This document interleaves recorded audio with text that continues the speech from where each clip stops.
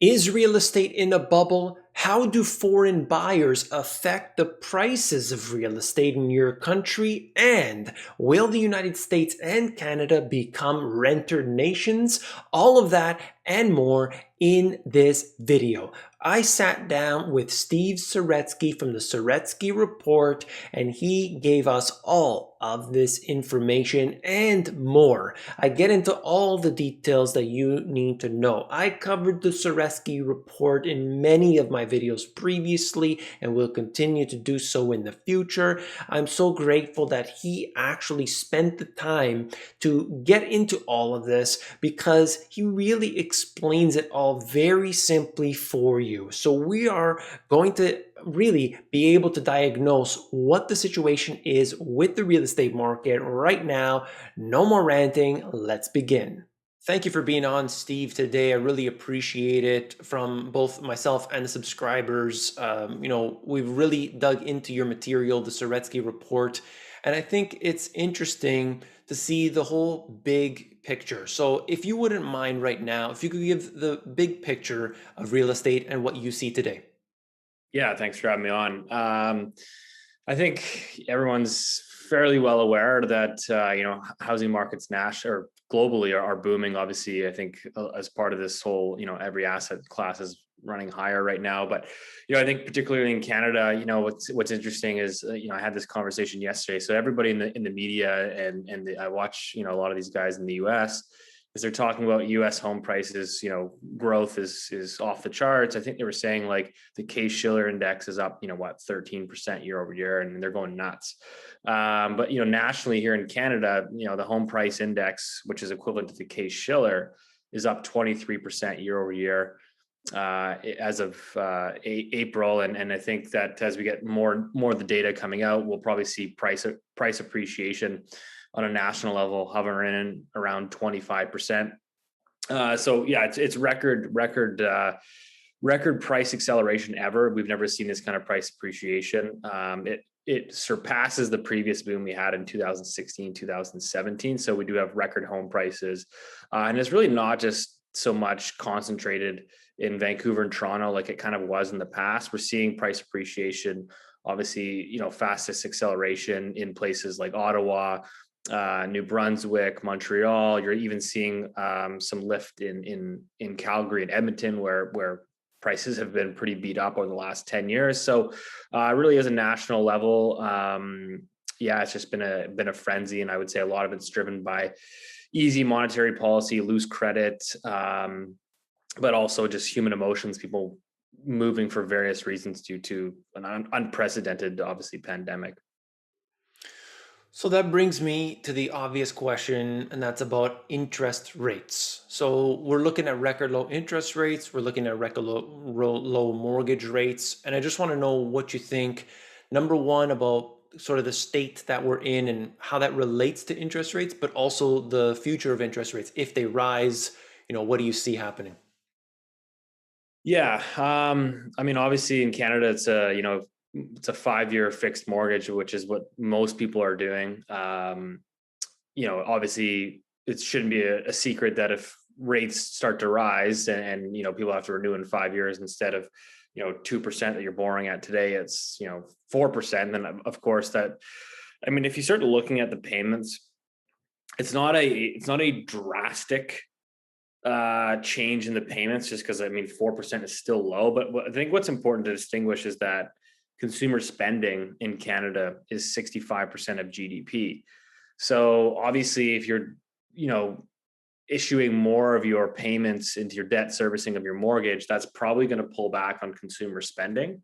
And so that's going to slow the economy as a whole in general, right? So I think that's where the distinction needs to be made. I don't have a personal view that rates are going to skyrocket to anything out of control. I just think because at the end of the day, it's like, if you look at this, I mean, Canada's debt to GDP, I think, is over 350%. So, and that's almost like on a global scale as well. It's very similar. You basically have this society where everybody is levered to the gills, right? You've got governments running massive deficits, which are all predicated on low borrowing costs.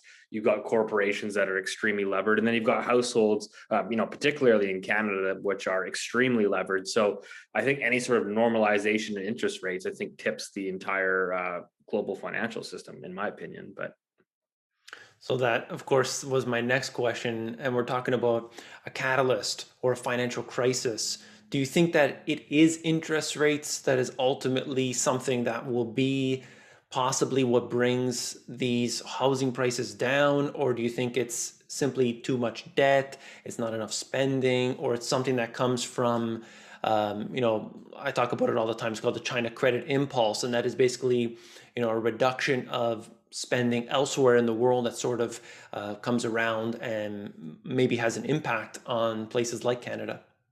yeah, I mean, I think that's a very important distinction to make, and everybody, I'll be the first to admit, like, I'll tell everybody, like, it's not going to come. There's not going to be a correction in Canada that comes from the government saying, "Hey, you know what? Enough is enough. Let's just kill this thing."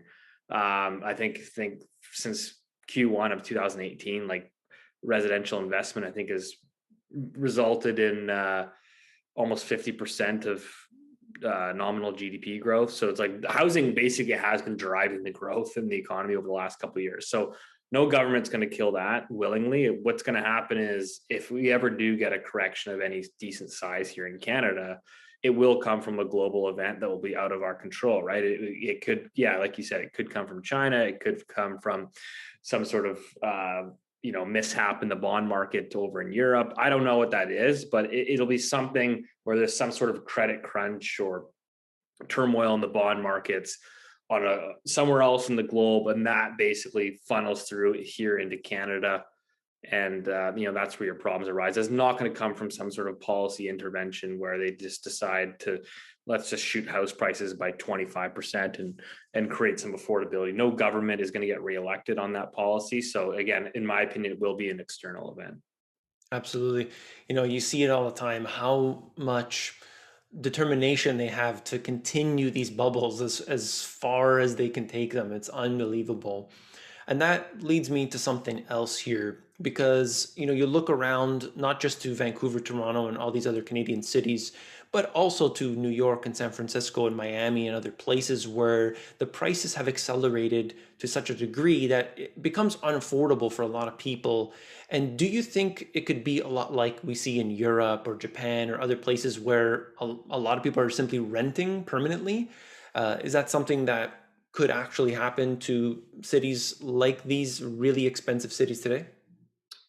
To be honest, I mean, personally, it's always hard to predict the future. And like the reality is nobody knows. I feel like we're certainly going down that path. Like if we continue to run these policies, which I think policymakers are going to do everything they can to maintain the existing financial system.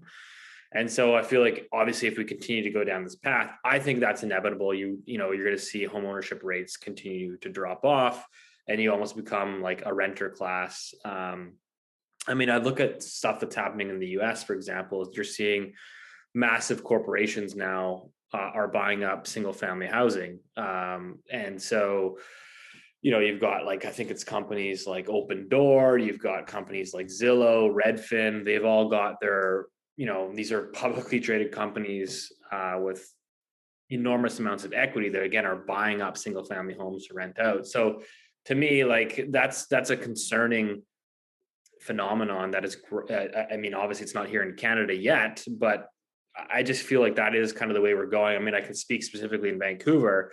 It is a global market in Vancouver, whether you like that or not. And I do feel for the working class, because I think if you're like just a, whatever, policeman, a firefighter, just a hardworking individual and you're trying to earn enough after-tax dollars to basically save up for a down payment to get into the housing market. Like, meanwhile, you're competing with people, let's say from Hong Kong, that earn higher salaries, that, pay very little to no income taxes on their salaries over there. And then they just bring a wad of cash over here and they plunk it down as basically a store of value.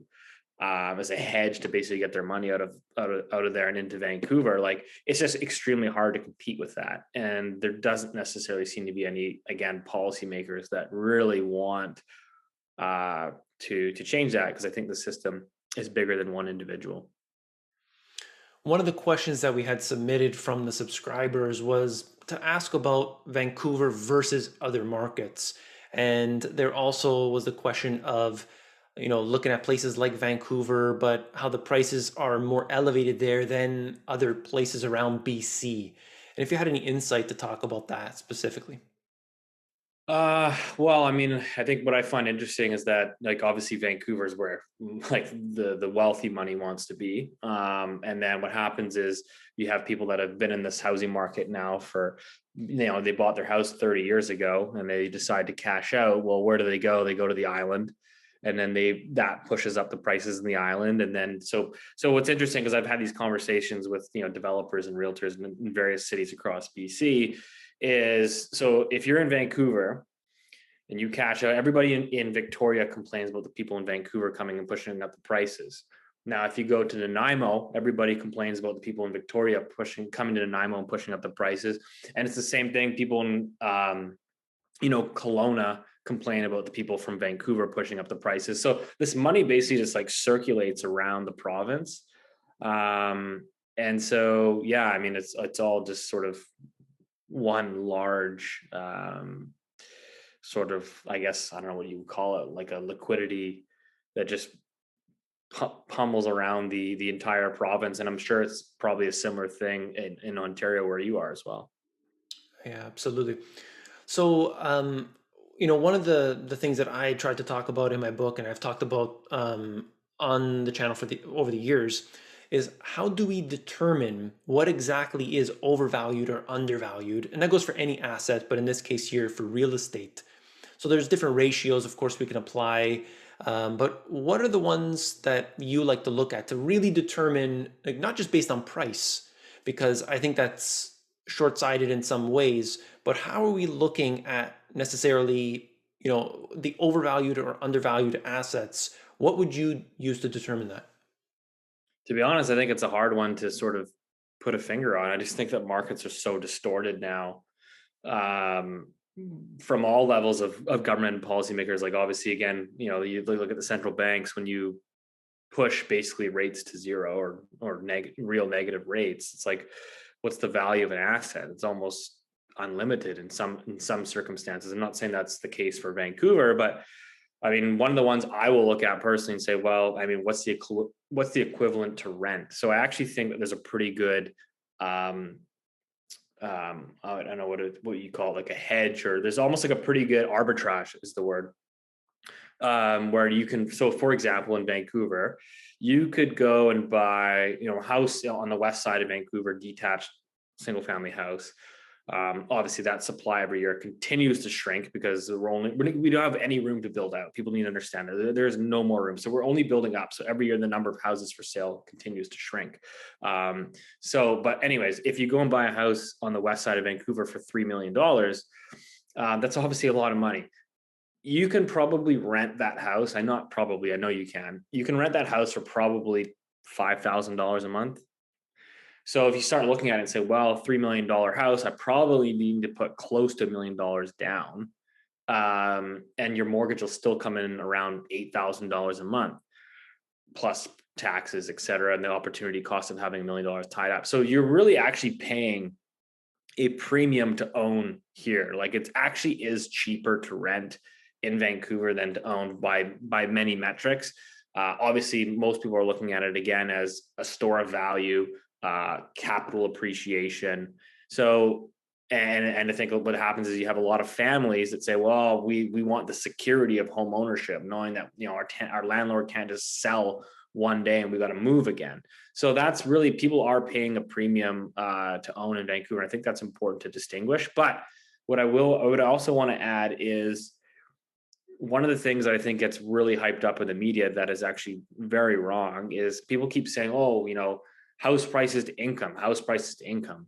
And even for me, I used to talk about it, but the more you actually sit here and work like I do day to day in the field, you see that most people, or not most, but a lot of people that are buying today aren't buying with incomes, right? They're buying, they've earned their incomes elsewhere globally, or they're already on the housing ladder and they're leveraging that equity, or there's some sort of wealth transfer from the parents. So like nobody's using their incomes. And then when I look at it even further, like again, there's a lot of wealthy money in Vancouver. A lot of them are business owners and earning money through corporations and stuff. So they're not declaring like very high salaries. So and one of the places you can certainly point to that as I grew up in Richmond, which is kind of the mecca of Chinese money. These individuals, like, I think Richmond has like the lowest income in the lower mainland. It's because nobody actually earns an income to buy a $2.5 million house in Richmond. So I think that's the one thing to understand. That actually is, this is working out great because it's exactly what I want to talk about right now. Because a lot of the people in the subscribers have asked, and over the years we talked about this before, but foreign investors, there are certain. I've seen certain numbers coming out there. It's 30%, it's 13%, and I think it's more difficult to determine the exact percentage. But do you think that's part of the reason why we've seen so much of an influx of cash at a time when wages have remained stagnant, or I would argue actually in real terms have declined in a lot of these places? Do you think that's part of it? Yeah, I mean, I think it's a big driver. I mean, the problem is like, you get all these PhDs that come out and try to crunch these numbers and use the data and say, well, foreign ownership's only 4% of the market or whatever, which means it should only move the prices X amounts. Like the reality is like we do have a lot of influence in that market. Particularly, you can see it just flooding in 2015, 16. That was kind of what's got the party started for the next leg higher. Um, I think the biggest thing to distinguish is that, and people have made this argument, and it is true. It's not necessarily that it's like foreign ownership where it's like, hey, this person like is not Canadian. He's coming from whatever, China, Iran, whatever.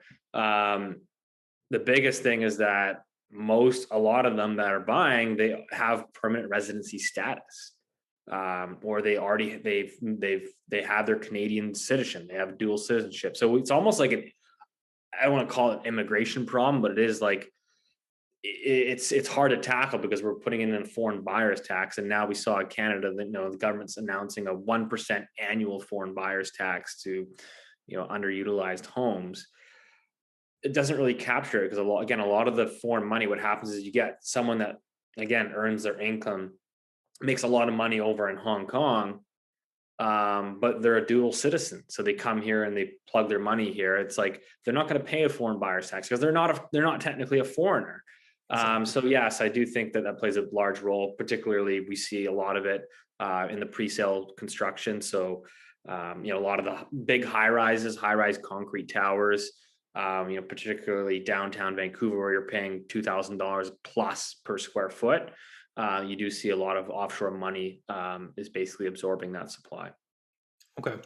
And you talked about it already, and it's something that I had covered recently on my channel, was the institutional money. And I'm wondering how much of that is playing into the single family homes. That market there, obviously, there's only so much availability in particular areas. People, they say, I want my children to go to school at this school here. So, of course, there's only a select number of homes available, based on what they want. They want to live in more desirable, sought after neighborhoods and this and that. But I'm wondering, if you have any insight as to the institutional money behind this. Would you say institutional money in terms of like pension funds and stuff like that? Anything really. Because you get a lot of the insight coming from, it's people that really want to buy homes, and people and people and people, but I wonder how much of that is actually coming from these real big establishments coming in, whether you had mentioned it before. I can't remember the name now, but essentially how they've been buying up Absorbing. all kinds. Yes, yes. Yeah, yeah. No, I will say like we don't have any like corporations coming in and absorbing single family homes. And those home buying corporations like they have in the US, that are buying single family homes at scale and renting them out. it's not a thing in Canada yet. And I think part of the problem is in Vancouver, like, again, I mentioned it earlier, is that, okay, you look at it, let's say Redfin comes in and says, hey, let's what are they going to do? Buy a house in Vancouver for $3 million and rent it out for $5,000. Like, I mean, I suppose, but it's just, and it's hard. I think like what I'm seeing from those corporations in the US is they're going in and they're buying these like, in the mid Southwest, they're buying into these subdivisions where you've got thousands of homes and all those homes are basically identical. They all cost $400,000 and you know what they're going to rent for. Like the problem is here in Vancouver, it's like every single house is so unique. We don't have like massive subdivisions that were all built in the same era that, they're all the same price. Like in Vancouver, the housing stock is very unique. And so I don't necessarily think we're going to get that sort of corporate buying at any time soon. But yeah, like I said, I think what you do see, particularly the single family houses, is it's a lot of locals that are already in the market, or they're getting help from parents, or you get a lot of the offshore money as well coming in and just, buying it up because they want their kids to go to UBC or something. Right. Now, one of the questions from the subscribers was are there any tips that people can have if they're looking into buying a home right now, whether they're, in Vancouver or anywhere around, just some tips that you can offer to people to sort of help them out at this time when obviously things are getting very expensive. Yeah, I mean, I just think that it's important to understand that, a lot of the information, particularly in Canada, right? Like we've been on basically a 30-year housing bull market. Um, I think that people have only seen one direction, which is up, and we get a lot of our information from like our parents, right? They say, oh, hey, well, I got on the housing ladder 30 years ago and look how it worked out for us. And we just wrote down obviously bond yields to zero. I think it's important to understand that's not the same environment anymore. Like, so if you're taking your parents' advice, I don't know if that's necessarily like the bulletproof way to that's going to translate to the same success over the next 30 years. So I don't know. One of my thoughts is, again, I think like, unfortunately, the reality is it is a different world. And I think that a lot of people are going to be renting.